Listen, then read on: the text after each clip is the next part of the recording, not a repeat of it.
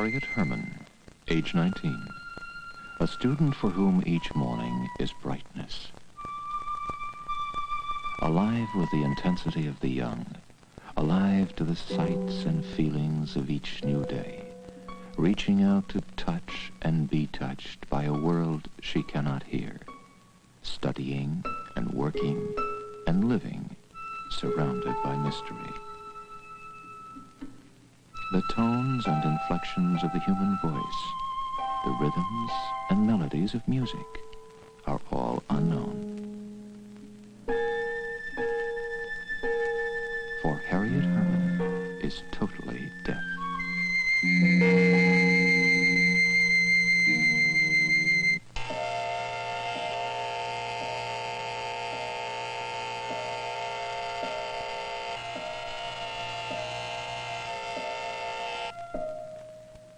David Machin, age 20, has another problem, insufficient sleep, a fact unrelated to his deafness. He simply enjoys sleeping. Living in a world without sound, words, thoughts, feelings are traced in the air, expressed by mute lips that never utter a word.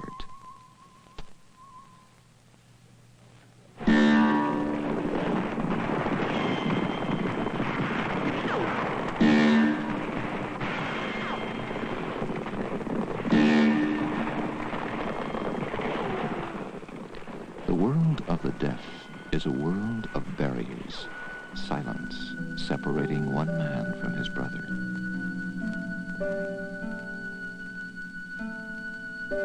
Yet these barriers, these walls are overcome. The challenge of silence is vanquished. Vanquished by the mind, the spirit, and the courage of those who are not easily defeated.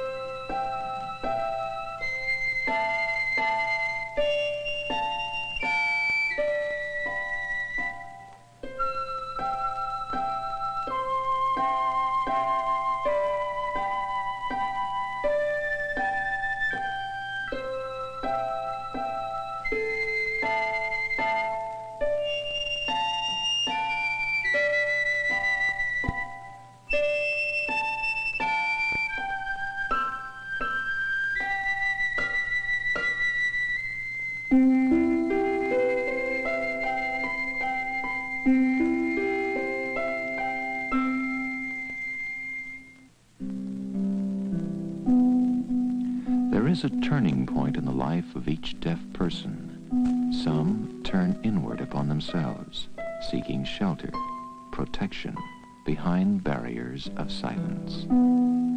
Others, like Harriet and David, take the other road.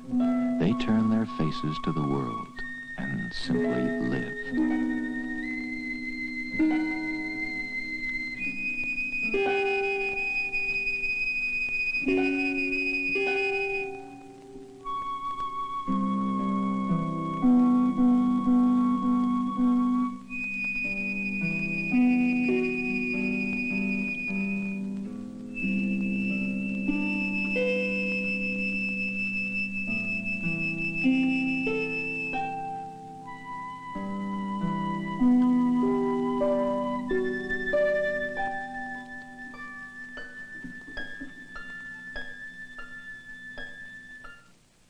Aptitude testing reveals the unique intensity of their minds. Unable to hear, other abilities are sharpened, enabling the deaf to keep up with the students in their class, reading the same books, completing the same curriculum.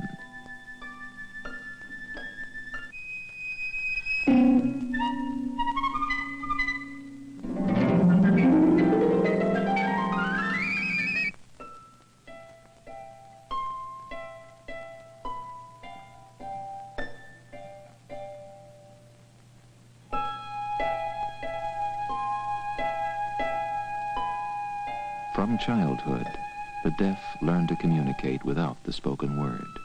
Printed letters are mere symbols without the rhythms of speech to add or alter meanings. Imagination gives symbols their meaning to the trained eye, hand, and mind. Imagination adds tones and feelings to the mutely moving lips.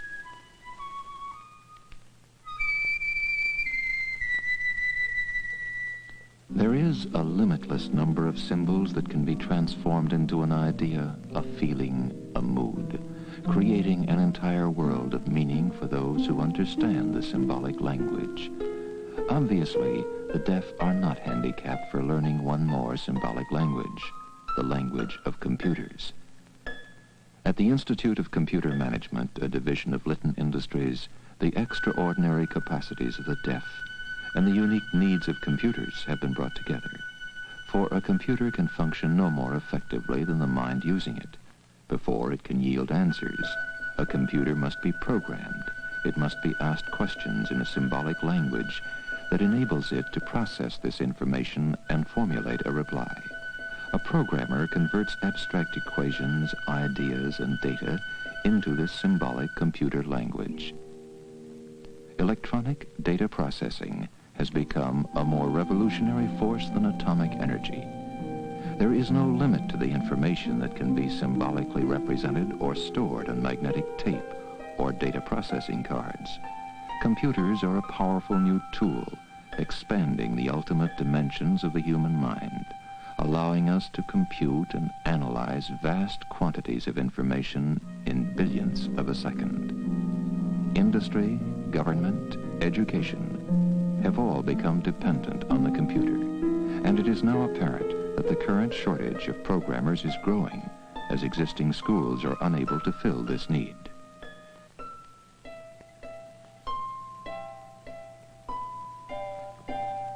Comparing the performance of deaf and hearing students during the 10-month course is made possible by counseling by representatives of the State Vocational Rehabilitation Bureau.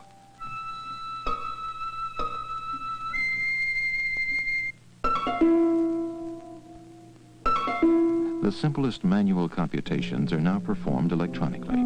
There is no limit to possible industrial applications, from the simplicity of inventory control to the complexity of space research. As critical as the population explosion, the information explosion is outracing techniques for storing and evaluating a massive accumulation of data.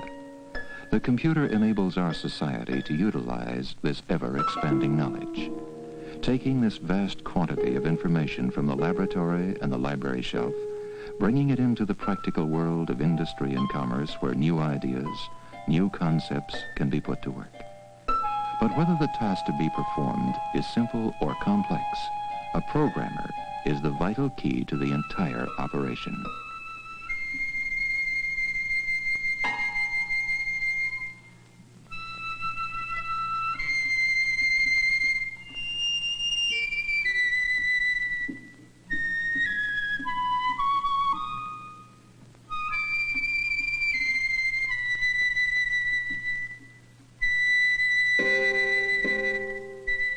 A deaf person and the computer programmer both create the language they speak as they are speaking it. Both deal in educated guesswork, working primarily in key words and phrases, using their imagination and intuition to solve problems without a fixed system of rules, for often a problem demands that the rule book be discarded.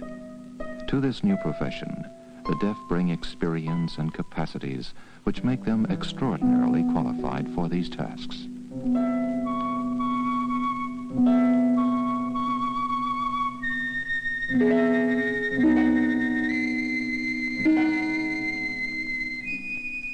The key to this new world has been made available to a group of young people who, for the first time, can look forward to productive professional careers. Their special capacities are now being utilized. And with this recognition comes a new dignity that enriches not only their lives, but also makes a positive contribution to the well-being of our nation. Isolation, loneliness, and silence have too often in the past been the only heritage of the handicapped whose capacities were underestimated. All that was required was the opportunity to move ahead, to demonstrate their ability to contribute to the complex world in which we live.